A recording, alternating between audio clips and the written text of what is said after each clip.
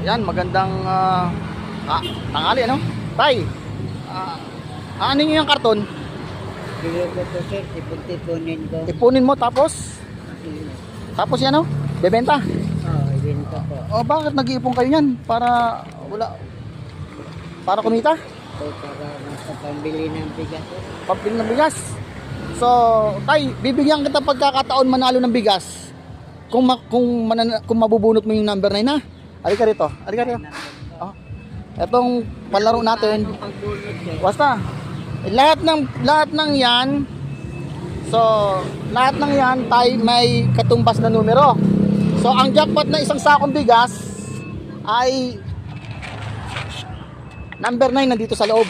Nasa loob. Oo, bubunot ka lang. Pag nabunot mo, isang sakong bigas ay yun. Ha? Okay, sige tay, bunot ka. Kawawa ka naman, nag-iipon ka ng ano. Isa lang tay, kalugin mo muna tay, kalug lang. Yan. Isa lang. Bigyan mo sa akin, isa lang. Okay.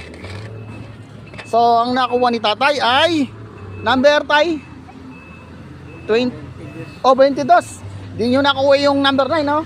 So, sa 22 tay, meron tayong eto ang makukuha natin. Yan. So, sa 22 po ay meron tayong dishwashing tay. Ay, gumagamit mo kayo ng dishwashing? Yung panlinis ng plato?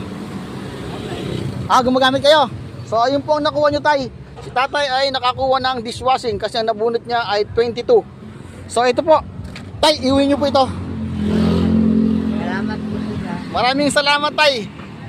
God bless. Hindi, sabon po yan. Sabon? Sa plato po. Ay, salamat. Hindi po nakuha yung tatay isang sakong bigas. Salamat po sila. Sige po. God bless po. Salamat.